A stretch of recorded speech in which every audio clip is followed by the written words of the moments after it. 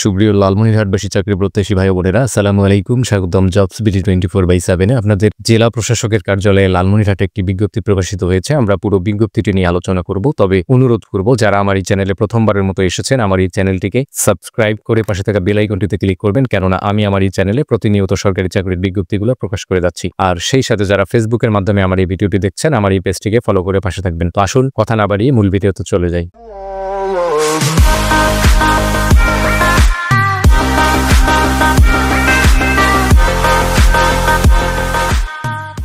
এক নম্বর যে পদটি রয়েছে সেটা হচ্ছে কম্পিউটার অপারেটর, যেখানে একজনকে নিয়োগ করা হবে এবং 13তম গ্রেডে বেতন প্রদান করা হবে। আর এই পদে যারা আবেদন করবেন, আপনি যদি বিজ্ঞান বিভাগে স্নাতক সম্পূর্ণ করেন, অর্থাৎ আপনি যদি বিজ্ঞান বিভাগের যে কোনো সাবজেক্ট নিয়ে অনার্স পাশ করে থাকেন, তাহলে আবেদন করতে পারবেন। তবে অবশ্যই আপনাকে কম্পিউটারের মুদ্রাক্ষরে প্রতি মিনিটে আপনার বাংলায় 25 এবং ইংরেজিতে 30 শব্দের গতি থাকতে হবে। সেই সাথে স্ট্যান্ডার্ড অ্যাপটিটিউড টেস্টে আপনাদেরকে উত্তীর্ণ হতে হবে।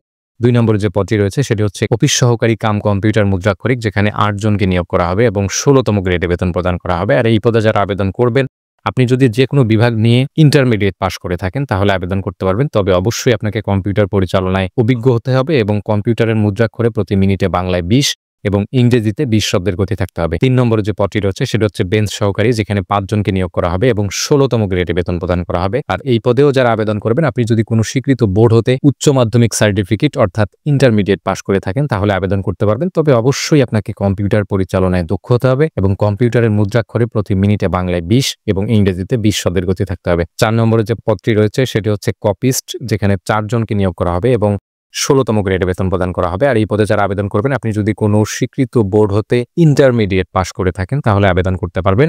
তবে অবশ্যই কম্পিউটার পরিচালনায় দক্ষ এবং সেই সাথে কম্পিউটারের মুদ্রাক্ষরে অর্থাৎ কম্পিউটারের টাইপিংয়ে প্রতি মিনিটে বাংলায় 20 এবং ইংরেজিতে 20 শব্দের গতি থাকতে হবে।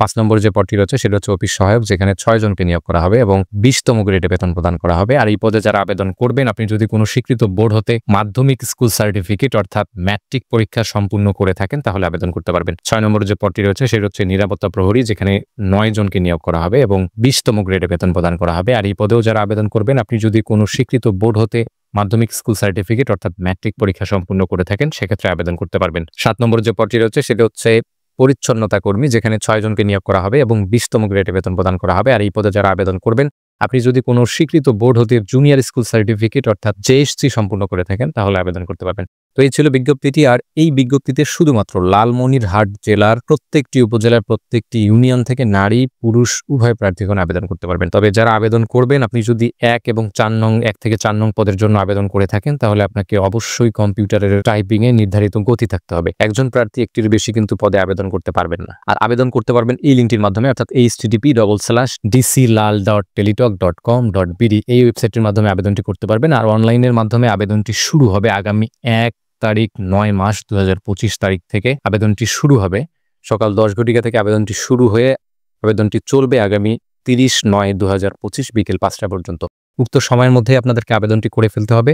আর অসম্পূর্ণ, ত্রুটিপূর্ণ এবং ভুল এবং অসত্য আবেদন কিন্তু সম্পূর্ণরূপে বাতিল বলে গণ্য হয়। সুতরাং সারা বাংলাদেশের যে কোনো জায়গা থেকে যদি আপনারা সম্পূর্ণ নির্ভুলভাবে আমাদের মাধ্যমে আবেদনটি করে নিতে চান, সেক্ষেত্রে আমাদের স্ক্রিনে দেওয়া হোয়াটসঅ্যাপ নম্বরে আমাদের সাথে যোগাযোগ করবেন। আমরা আপনার আবেদনটি সম্পূর্ণ নির্ভুলভাবে করে দিব। আর আবেদন করার 72 ঘন্টার মধ্যেই কিন্তু আপনাদেরকে পরীক্ষার ফি বাবদ যে টাকাটি প্রদান করতে হবে, সেটি কোনো টেলিটক সিমের মাধ্যমে প্রদান করতে হবে। তো আসুন, কোন পদের জন্য কত টাকা প্রদান করতে হবে সেই বিষয়গুলো জেনে নিই। 1 থেকে 4 নং পদের জন্য সর্বমোট 100 টাকা, টেলিটকের সার্ভিস চার্জ 12 টাকা সহ সর্বমোট 112 টাকা প্রদান করতে হবে।